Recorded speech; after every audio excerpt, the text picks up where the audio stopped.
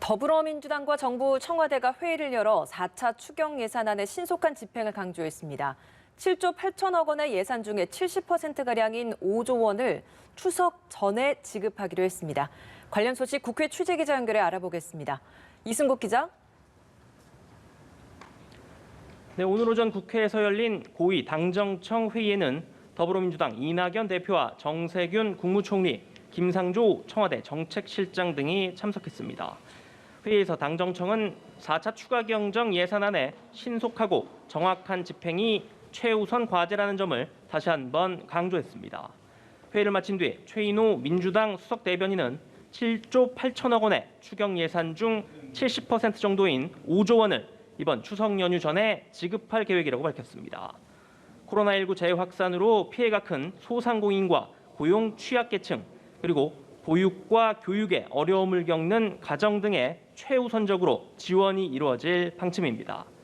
당정청은 이를 위해 정보 데이터베이스를 활용해 지급 관련 절차를 최대한 간소화하고 안내 문자 발송 등을 통해 홍보를 강화하기로 했습니다. 네, 국민의힘 김종인 비상대책위원장이 일부 보수단체 개천절 집회 움직임에 대해서 다시 한번 자제를 당부했다고요? 네, 김종인 비대위원장은 조금 전 비대위 회의에서 이번 추석 연휴가 코로나19 재확산의 최대 고비라며 방역 당국의 지침에 최대한 협조하는 게 타당하다고 말했습니다. 일부 보수단체의 개천절 장애 집회 움직임에 대해 거듭 자제를 촉구한 건데요. 현 상황에서 대규모 장애 집회를 여는 것은 국민의 생명과 안전에 위협이 될 수 있다고 많은 분이 우려하고 있고 자칫 정부의 실정을 덮는 빌미로 악용될 수 있다는 우려도 설득력이 있다고 강조했습니다. 김 위원장은 또 서해에서 실종된 공무원이 북한 총격으로 사망하고 화장됐다는 보도에 대해서도 언급했는데요. 북한은 달라진 게 없는데 문재인 대통령은 어제도 종전선언을 운운했다며 참으로 무책임하게 느껴질 수밖에 없다고 비판했습니다.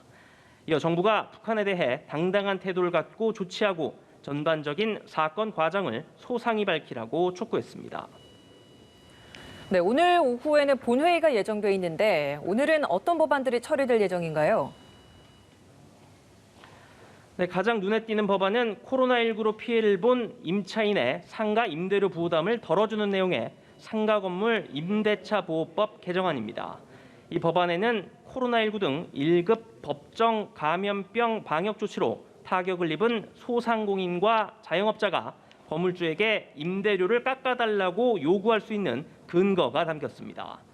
다만 임대인이 월세 인하 요구를 반드시 받아들이도록 강제할 수는 없고 가맹 요구를 수용하는 임대인은 기존 5% 상한 규정과 무관하게 향후 임대료 증액을 요구할 수 있도록 했습니다. 또 현행법에는 임대료를 석 달 연체하면 임대인이 계약을 해지할 수 있지만 개정안이 시행되면 6개월까지는 임대료가 밀리더라도 임차인을 내보낼 수 없습니다.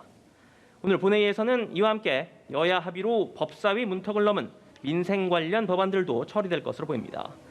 지금까지 국회에서 전해드렸습니다.